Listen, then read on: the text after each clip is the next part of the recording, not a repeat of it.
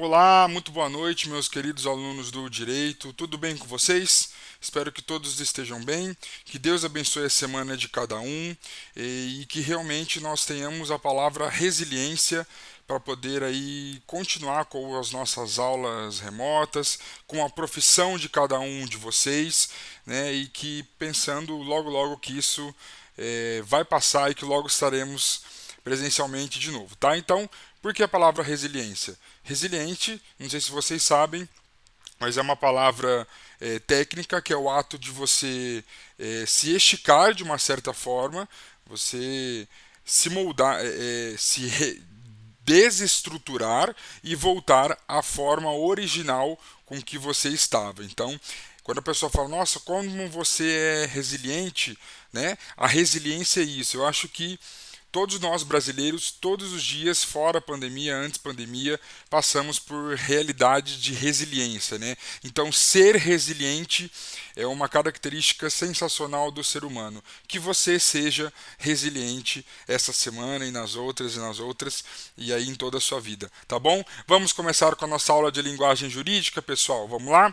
Deus abençoe vocês, bons estudos. Vamos lá então. Primeiro, vamos começar com alguns conceitos, né, do vocabulário jurídico. Então, na nossa aula passada, nós trabalhamos alguns termos, né, alguns termos específicos, e agora a gente vai trabalhar alguns termos do vocabulário jurídico, né, que tem a ver com a comunicação. Então, o vocabulário jurídico, na verdade, eles são termos que não têm apenas pertinência jurídica, ele se estende a todas as palavras, né? Então, quando a gente fala de vocabulário jurídico, não só ele se estende aos termos jurídicos, mas como todas as palavras do dicionário, como todas as palavras de uma comunicação.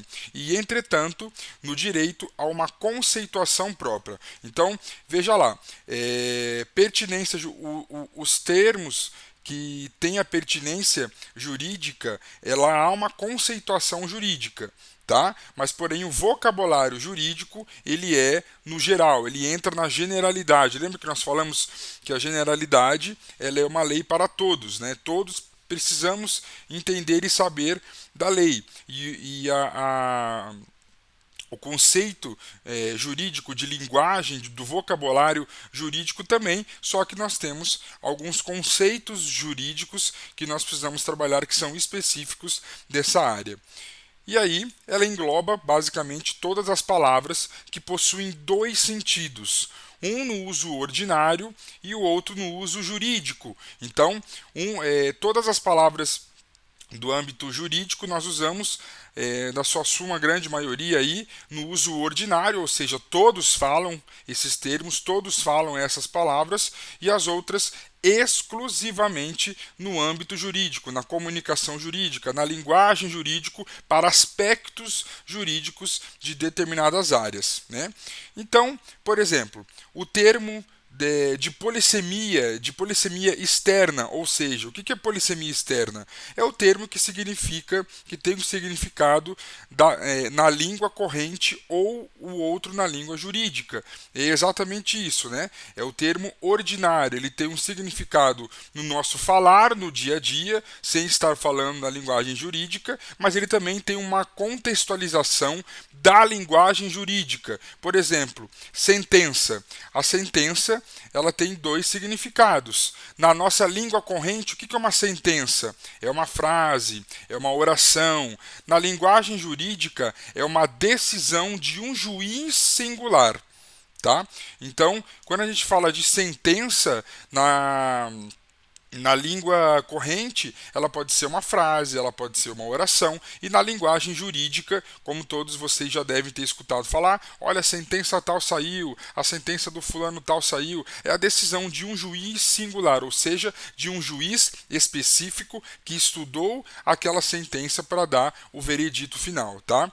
Ação. Ação também é outro exemplo que nós temos no ordinário e na língua jurídica. Ação, na nossa língua corrente, quer dizer o ato praticado por alguém. Simples. Eu pratiquei algo, foi a ação de pegar um livro, foi a ação de ligar o carro, foi a ação de fazer um exercício, foi a ação de pegar algo ou alguma coisa. Na nossa língua corrente, ela significa o ato de fazer algo, né? O ato de ação mesmo. E na língua jurídica, o que é ação? É o ato de solicitar a interferência do poder público, não é? E o poder e pode ser sinônimo de demanda ou processo. Então, na língua corrente, a ação é o ato praticado por alguém de alguma coisa, e na linguagem jurídica é o ato de solicitar a interferência do poder público, ou seja, eu entrei contra uma ação, eu entrei contra a ação ao poder público, eu entrei contra a ação àquela empresa, não é? E pode ser sinônimo de demanda, de processo, é uma ação processual, é uma ação contratual, é uma ação, é o ato de entrar junto ao poder público para fugiu, pessoal, perdão, uma determinada sentença, daí que vem a sentença. Então, para ter aquela sentença, eu entrei com uma ação junto ao poder público que dá o sinônimo de demanda de um processo. Eu entrei contra um processo, né? Então, pode ser também ação igual a processo. Eu entrei contra o processo contra um amigo. Eu processei a empresa que eu trabalhava, eu processei o poder público, eu entrei contra uma ação, contra algo ou alguma coisa. Tá bom? Então, nós temos aí no vocabulário jurídico dois exemplos aí de uma língua corrente e a língua jurídica, tá? E aí, o termo que tem a polissemia interna, essa é a polissemia externa que nós comentamos.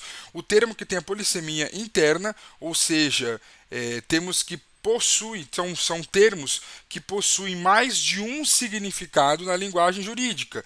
Então, isso também acontece na linguagem jurídica, não só na nossa linguagem corrente, mas na linguagem jurídica, nós temos termos que possuem dois significados. Por exemplo, vamos lá, a prescrição, né? É o ato de descrever, né? A lei prescreve que tais casos aconteceram isso e aquilo. Então, é o ato de descrever algo.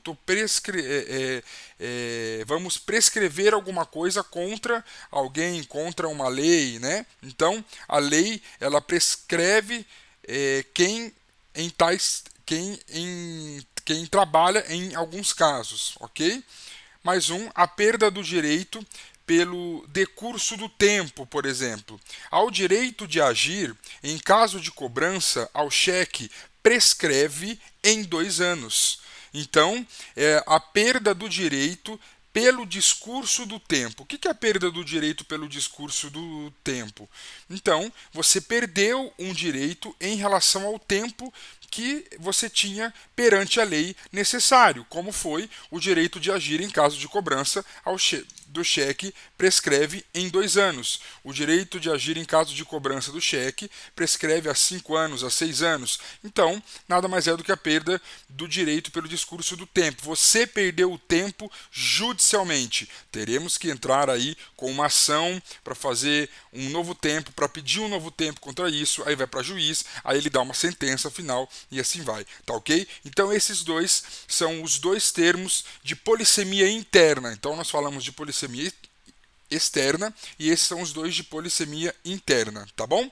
E aí nós vamos para mais vocabulário jurídico. Esses vocabulários jurídicos eles são mais conhecidos por vocês, né?